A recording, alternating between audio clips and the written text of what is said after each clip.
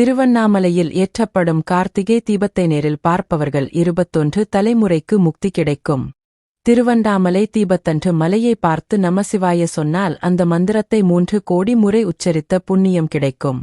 திருவண்ணாமலை உச்சியில் தீபம் ஏற்றப்படும் போது மலைக்கு உள்பகுதியிலும் பூசைகள் நடக்கும் ஒலி கேட்டதாக ரமணர், சேசாத்திரி சுவாமிகள் உள்பட பல அருளாளர்கள் கூறியுள்ளனர். திருவண்ணாமலையில் கார்த்திகை தீபம் ஏற்றப்பட்ட பிறகு அதை பார்த்து வணங்கியபடி கிரிவலம் வந்தால் அந்த ஜோதியின் கதிர்கள் நம் உடம்பில் பட்டு ஆன்மசக்தி அதிகரிக்கும் என்பது ஐதீகம். தீபத் திருநாளில் 5 முறை மொத்தம் 70 கிலோமீட்டர் தூரம் கிரிவலம் வந்தால் அவர்கள் எவ்வளவு பெரிய பாவம் செய்திருந்தாலும் அவற்றில் இருந்து முழுமையான விமோசனம் கிடைக்கும் என்று புராணங்களில் கூறப்பட்டுள்ளது.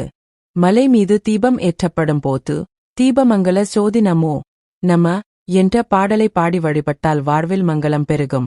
கார்த்திகை தீபத்துக்கு 3வது நாள் மலையை பஞ்சமூர்த்திகளும் வலம் வருவது மிகச்சிறப்பாக நடைபெறும். அப்போது நாமும் கிரிவலம் வருவது மிகப்பெரிய புண்ணிய பலனை தரும் என்பது நம்பிக்கை. அப்படி வரும் சித்தர்கள் மலை உச்சியில் தீபம் ஏற்றும் கொப்பரை நெய்யில் சக்தி வாய்ந்த மூலிகை தைலங்களை சேர்த்து விடுவதாகச் சொல்கிறார்கள். இதனால் தீபத்தில் இருந்து வெளிப்படும் புகை தீய சக்திகளை அழிப்பதாக கருதப்படுகிறது. கார்த்திகை மாதம் கார்த்திகை நட்சத்திரத்தில் திருவண்ணாமலை தலத்தில் ஏதாவது ஒரு இடத்தில் தீபம் ஏற்றி வழிபட்டால் குழந்தை பாக்கியம் கிடைக்கும். நன்றி. Like, share and subscribe.